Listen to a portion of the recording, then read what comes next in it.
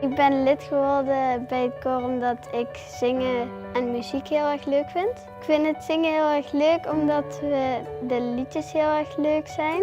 En we een hele spontane juffrouw hebben en ik zit met mijn vriendin op het koor, dus daarom vind ik het leuk. In 2013 zijn we met het koor naar Leipzig geweest in Duitsland. Daar hebben we dan alles gezongen. En ik zou nog wel eens willen zingen iets verder weg in Europa, bijvoorbeeld in Spanje of Italië. Ja. De kinderen maken dit koor zo bijzonder. En het bestuur.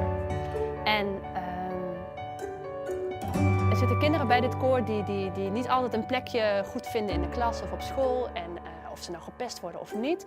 Ze vinden elkaar hier bij het koor en dat maakt dat ze een hele fijne band krijgen met elkaar. En ik denk dat dit koor heel bijzonder maakt. En dat ze echt een vriendengroep zijn met elkaar.